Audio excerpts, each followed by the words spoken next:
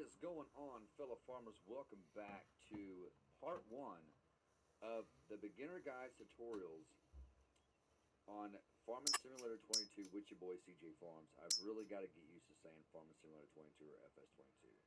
I've been saying FS19 for so long. Subscribe to the channel here if you haven't already. Smash that like button for me. Click the bell and click all so you know exactly when I post new content, when I go live. Today, guys, I'm going to be showing you base game stuff. That's what these beginner guide tutorials are going to be for. I'm going to show you stuff like how to harvest, how to fertilize, how to seed, how to sow, how to grow your crop, how to harvest your crop. Everything that comes with Farm Sim are going to be in these beginner guide tutorials. Now, before we get started, when you start a new farm, your menu is going to be set by default. Now, what does that mean? That means that if you want to get in and start your tractor manually, it's not going to happen, okay? Um, if you want to change the time of the day down to real time, it's probably going to be set to 5 times by default. So let's hit our escape key. And this is also for console players. If you're using a controller, you can hit the start key. Let me get away from that's all growth type of stuff.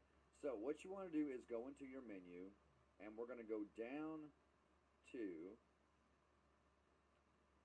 our game settings. Okay, this is the first thing you want to go into, and right here you can name your game. I'm just going to name this one. We're going to name this one tutorials. Okay, and then I always like to turn the autosave interval off. It just saves your game like every 5 minutes, every 10 minutes, 15. You can have that on to save your game automatically if that's the kind of thing you like. If not, and you like me, you want to save manually, you can just save right there, okay? Now we're going to go on down the time scale. You want your time scale in real time. What the time scale is for is it boosts your time, either boosts your time or slows it down. So the higher you go, the faster your clock will spin, okay? Just keep in mind when you get past 120 times that this one right here, the 0.50 times, is very, very slow. It's not fast. It's very slow, okay? So we're going to keep this on real time. This is your economic difficulty. You can set on easy, normal, hard, or easy. Difficult affects the buying and selling.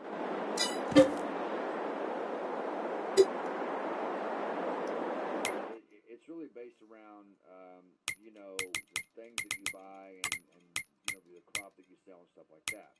Now, you can choose to have your traffic on right here, moving on down. I like my traffic on for the realism. Seasonal growth, this is very, very important. It turns on a growth calendar that adheres to the seasons and the withering of plants. Planting is only possible when the crop can reach maturity. So if you don't want your plants withering, if you want to be able to plant whenever you want to and harvest whenever you want to, I suggest setting this to no, okay?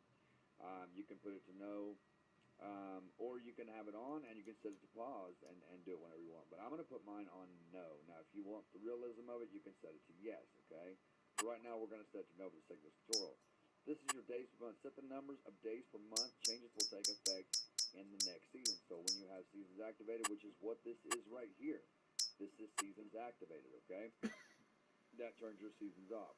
This is the days per month in which things will start changing, like your crop, your growth, states, all that good stuff, okay? So you can set it for 28 days, 1 day, 2 day, all the way to 28 days, guys.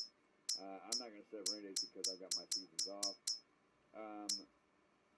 Set whether a specific month should be visible, turn off for dynamic visuals. So I'm going to leave mine off. You can have your snow on or off. Keep in mind, these controls here within the seasons menu only works if you have seasons on, I believe, okay? Don't hold me to that, but I'm pretty sure about that. Crop destruction.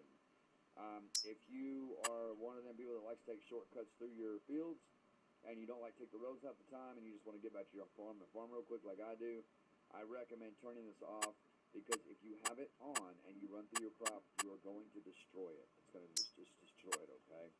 Periodic plowing required. This means that periodically the game will tell you it's time to plow your fields. If you want to do that willingly at free will, I'd recommend turning this off. If not, you can leave it on, okay? Not too sure about the field stone yet, guys. Determine if stones can appear if your fields when cultivating. Okay, so what this is so when you're cultivating and plowing, I'm assuming it means that stones, rocks will appear in your dirt. So I'm going to leave that off. We'll try that some other time. Lime required. This means that the game will remind you it's time to lime your fields. weeds. That means weeds will grow up into your fields. I like to leave all of this off, okay? Now, going on down the vehicle control right here, guys, on dirt you have slow, normal, and fast, okay? And you have off. I like to set mine about normal. Automatic engine start. This needs to be set to off. Having it set to off will allow you to manually start and turn off your tractor, okay? Now, if you have it on, when you get in your tractor, it will automatically start, and when you get out of your tractor, it will automatically turn off. So I'm going to turn mine off so that when I get my tractor, I can start it by myself and turn it off by myself. Stop and go braking. This means keep the brake button held to brake and automatically start reversing once you have come to a standstill. I like to keep mine off. I like to keep mine on. Trailer fill limit. Trailers can only be filled until the max. Allow weight. So this goes by weight. Okay, so if you have this on, once your, depending on what tractor you're using, the horsepower of the tractor, if that tractor cannot pull any more than what you have in that trailer, it will stop, and your trailer will, or your tractor just won't be able to pull it. Simple as that. So I would recommend leaving this off, so you can pull any kind of weight that you need to. Fuel usage, I recommend setting this to normal. All this down here is your AI workers. Just leave everything the way it is, and then you want to click save. You always want to click save when you're done. Okay. Then we're going to move on down to the actual general settings. This is your help window on and off, which can also be toggled by the F1 key in game. And I'll show you how this works. That's colorblind mode, interactive zone markers, which allows you to see the active zone markers and where you need to sell things, buy things, yada yada yada, etc. Okay. Field info, I'd recommend keeping this on so that you can walk into your field and see if there's something that's planted there, something that's growing, or something that's been harvested. Or, from age 55, Angela can take a tax-free lump sum from her pension pot and make further withdrawals with a few clicks on the website. And PensionBee's drawdown calculator helps her better understand the tax she could pay on those withdrawals. Because at PensionBee, we believe that when your pension is in a good place, you're in a good place. PensionBee. Be pension confident.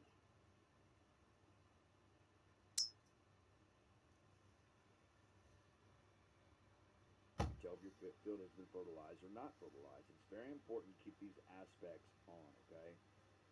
Here's your money. Here's your units. Your money units. It goes from dollar to pound to euro. Your measuring unit goes from miles to kilometers. Your temperature goes from Fahrenheit to Celsius. Area goes from acres to hectares. Okay. Um, I leave my radio volume off because of copyright reasons. This down here, guys, is your camera work. Indoor camera suspension. I recommend leaving that on for the realism. It allows the seat to bounce up and down as you're hitting bumps in your field. Okay. Dynamic vehicle camera. The vehicle camera will try to stay horizontal with the environment. I have found I like to keep this off. It's just kind of weird when you jump from one track to the next and it adjusts the land to adjust the camera to the angle of the land you're sitting on, so to speak. This is your invert Y look. Easy arm controls. We want those on. Camera sensitivity, vehicle arm sensitivity. I'm going to go ahead and crank mine all the way up because I like to work as fast as I do. Steering back speed. Adjust the speed at which the wheel returns to the default position. So we'll leave that at, I'm going to go ahead and turn that up to 100. Steering sensitivity, that's your steering sensitivity for your vehicle. You can turn it up or you can turn it down. Direction change defines the vehicle direction change is automatically toggled or manually by pressing a button. What this means is when you go in, when you put it in drive, if it's on automatic, it'll automatically go in drive when you hit the gas. When it's on automatic, it will automatically go in reverse when you hit the brake, okay? Now, if it's set to manual, you will have to hit a button each time you want to go to drive and go to reverse, okay? I'm going to leave mine on automatic. Gear shift mode, we now have manual transmission, okay? I have not gotten that yet. Once I learn a little bit more about it, I will do a tutorial on that, okay? This is your speedometer display value. You can do engine speed or you can do vehicle speed. I like doing vehicle speed. Switch to trains, we can leave that on for right now. Input help mode, this is your input help mode, which you can use gamepad or keyboard only. I like leaving mine on automatic because I switch between keyboard and mouse. And what that does is when the help window comes up, your drop down window in game, and you switch from your controller to your keyboard, it will go from your keyboard control, your controller controls to showing your keyboard controls and vice versa. And I will show you what I mean when I get in the game. This is your volume master, your vehicle volume, environment volume, all that good stuff. I would recommend turning the GUI volume down, because when you have it up, as you can see, it makes that very annoying sound. That gets a little bit annoying. I like turning mine off. We're going to go ahead and save. We're going to go to the next tab. This right here is your controls. You can actually select gamepad to see your gamepad controls. This will tell you all your gamepad controls in here. You can reset it. You can map it however you want by going right here and doing it. Okay, we're going to go to the next tab. The next one just tells you about how to make money, spending money, cultivating, and improving. So this tells you everything you need to know about farm sim. Okay, everything you need to know.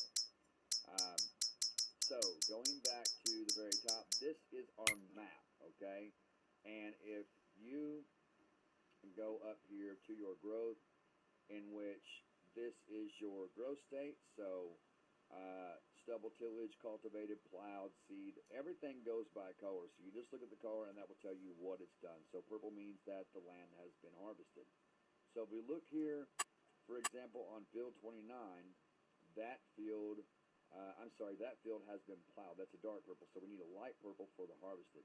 Now if we go down here to where the green areas are, I believe that is for growing. Now if we go up here and we switch this, and controller users, I know you'll have to use your arrows for this or your bumpers. If you go over, this is your soil composition. You go over again, this is your hot spots. So where all your vehicles and everything are, that's what this is for right here. And if you go over again, this